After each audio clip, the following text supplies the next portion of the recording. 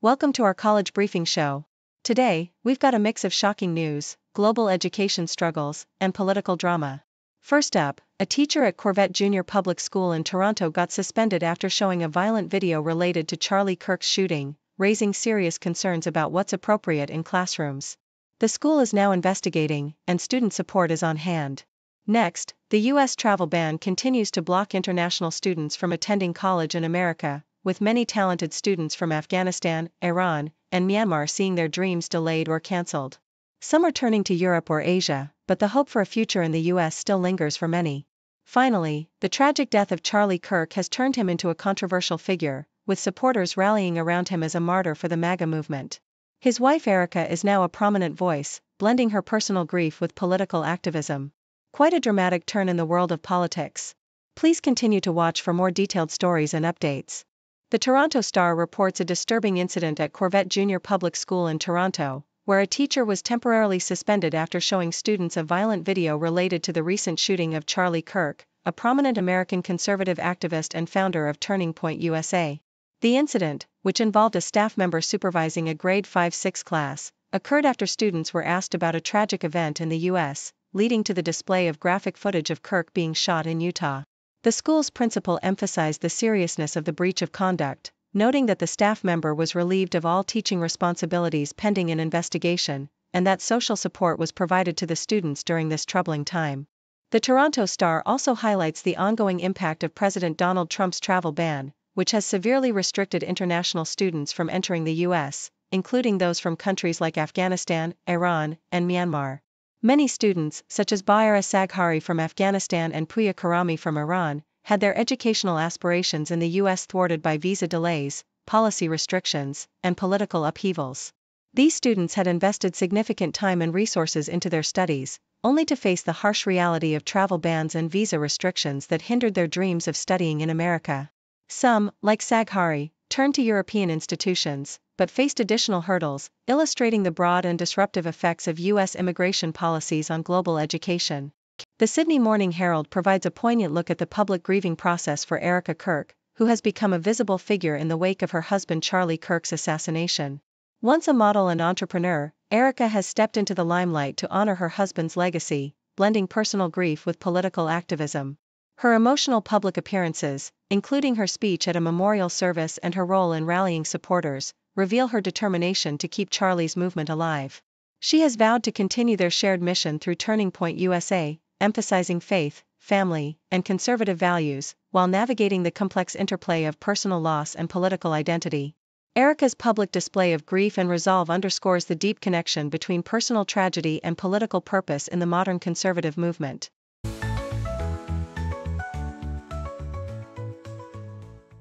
The Sydney Morning Herald vividly portrays Charlie Kirk as a pivotal yet polarizing figure in American politics, emphasizing his role as a founder of the violent political culture that ultimately led to his death.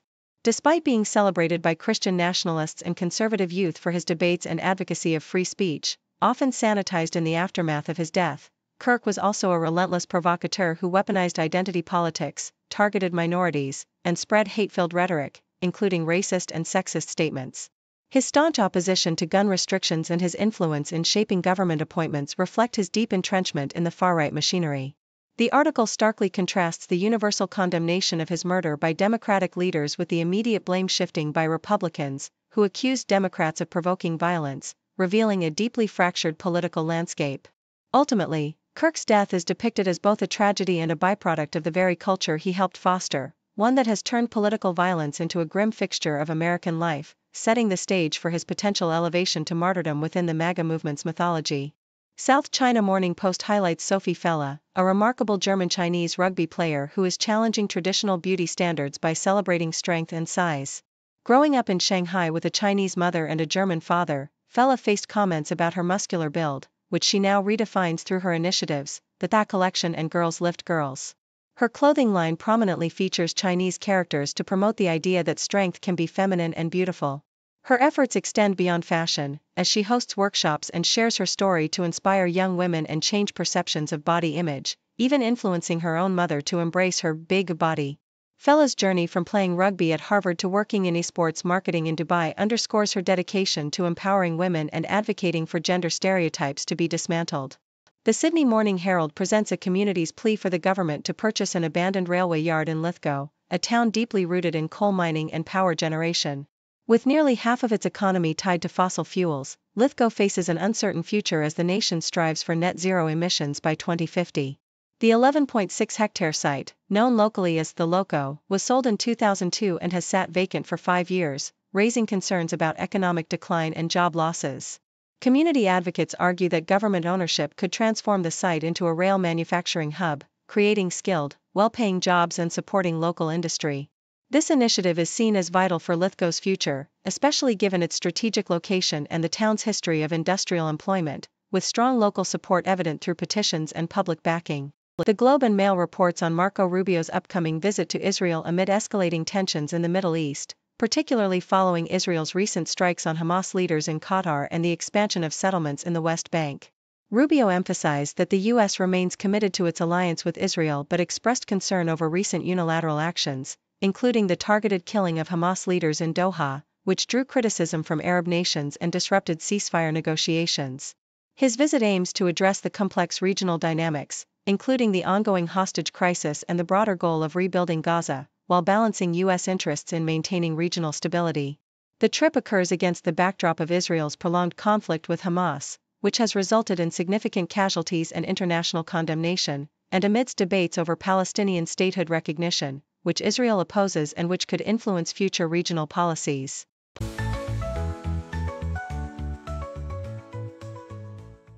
The Sydney Morning Herald introduces Joan Bruce, a seasoned librarian whose passion for rare books has unexpectedly catapulted her into the digital spotlight.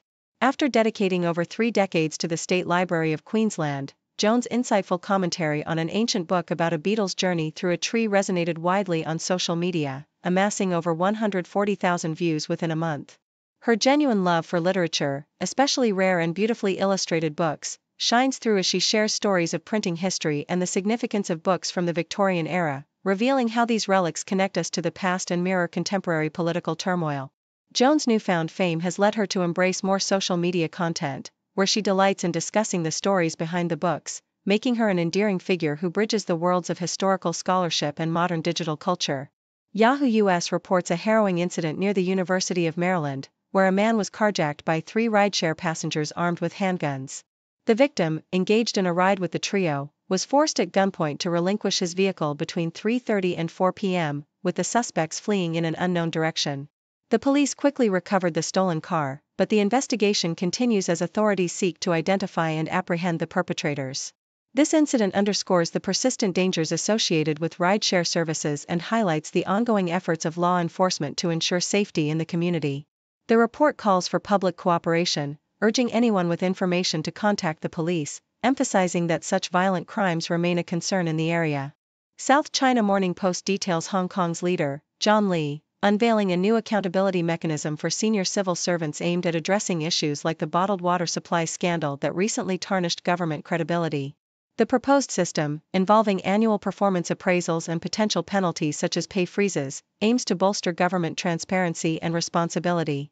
However, experts warn of resistance from civil servants wary of job security, suggesting a careful, phased implementation with external investigations to ensure fairness.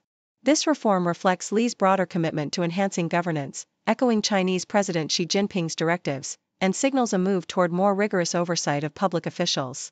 Nonetheless, the tension between reform ambitions and bureaucratic resistance underscores the complexity of balancing accountability with stability in Hong Kong's civil service.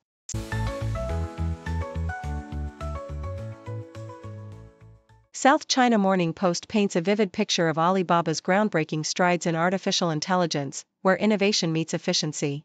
Their latest model, Qwen 3 Next ADB A3B, is a marvel of technological ingenuity, 13 times smaller than their previous giant, yet boasting performance that rivals the best in the field. This compact powerhouse performs tasks 10 times faster and slashes training costs by 90%, demonstrating that size isn't everything in AI. The secret lies in hybrid attention techniques, particularly the gated DeltaNet, which smartly filters relevant information, making the model both accurate and cost-effective. Alibaba's architecture, enhanced with a mixture of experts' design and scaled-up deltanets, exemplifies how smaller models can deliver big results, promising a future where AI is more accessible, affordable, and efficient, an essential evolution amid skyrocketing training costs and industry demands for sustainability. The Toronto Star mourns the loss of Bob Goodenow, a titan of hockey who dedicated over a decade to transforming the NHL Players Association. His leadership was pivotal during tumultuous times, guiding players through 2 grueling lockouts, including the infamous 2004-2005 season cancellation. Goodenow's steadfast advocacy for fair player rights and his role in implementing the historic salary cap reshaped the league's landscape. Born in Michigan and educated at Harvard and Detroit Law School, he was a passionate advocate and a brilliant strategist, earning respect across the hockey world. His impact is etched into the fabric of modern hockey, leaving a legacy of resilience and integrity. As the NHL mourns his passing, the sport remembers him as a dedicated leader whose influence extended far beyond the ice. BBC's heartfelt account reveals the emotional toll of school avoidance, illustrating the heartbreaking reality faced by many families. Julie's story of her daughter Rosie, an 8-year-old with autism, exposes the trauma and distress that can make school a battleground. Despite her efforts to push Rosie into the classroom, she witnessed her daughter's suffering, night terrors, self-harm, and overwhelming anxiety, culminating in a heartbreaking decision to withdraw her from school altogether. This narrative underscores a rising trend of emotionally based school avoidance, EBSA, especially among adolescents transitioning to secondary school, where sensory overload and social pressures intensify struggles. Experts highlight the importance of early intervention and compassionate support, advocating for a shift from punitive measures to understanding, emphasizing that mental health must come first in education. South China Morning Post explores the profound benefits of nature on the human mind, revealing that a mere 15-minute walk in the outdoors can significantly restore attention and mental clarity. Environmental neuroscientist Mark Berman explains that natural environments activate involuntary attention through soft fascination, allowing our directed attention to recover from fatigue. His research shows that even in winter, walking in nature boosts cognitive function, regardless of weather or personal preference. The science underscores that nature's restorative power isn't just about liking the scenery but about how it processes stimulation, reducing stress, alleviating depression, and fostering social connectedness. While urban design can incorporate biophilic elements, nothing replaces the holistic experience of being immersed in genuine natural settings, which nurtures our mental health and human connection in ways modern environments often fail to do. Australian Broadcasting Corporation vividly captures the complex reality facing farmers amid climate change, where hope and hardship intertwine. Nick Minogue's story exemplifies resilience, returning to his farm with cautious optimism after a tough drought, thanks to strategic planning and early fodder purchases. Yet, the narrative is tinged with concern over dwindling water supplies, rising costs, and unpredictable weather patterns that threaten livelihoods. For others like Julie Knight, the challenges have become overwhelming, forcing her to sell her cattle and rethink her future in farming. Experts warn that climate change will only intensify these struggles, with global food production projected to decline sharply as temperatures rise. Nonetheless, farmers like Minogue remain committed, embodying a spirit of adaptation and perseverance in a landscape forever altered by environmental upheavals, illustrating the urgent need for innovative solutions and sustainable practices. In these stories, we see a tapestry of human ingenuity and resilience, whether in pioneering AI models that promise to democratize technology, leaders shaping the future of sports, families navigating mental health crises, or farmers confronting a changing climate. Each narrative underscores a common thread: the importance of adaptation, compassion, and innovation in overcoming the profound challenges of our time.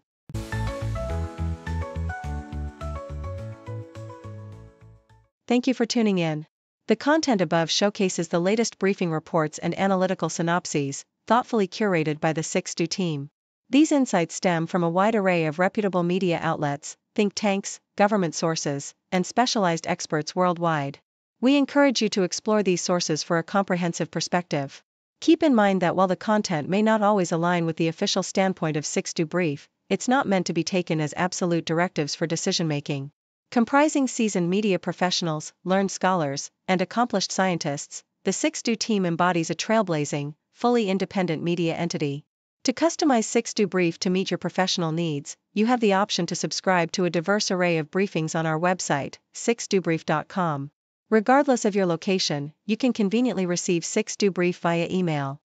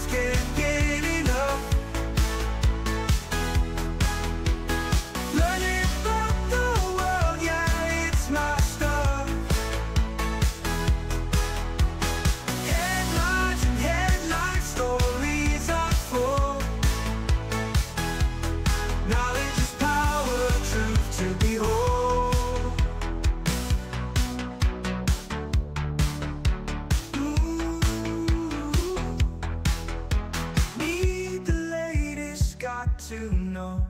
Never stopping, always go. Scrolling, swiping, reading on. Daylight breaks into dawn. Headlines and headlines, can't get enough.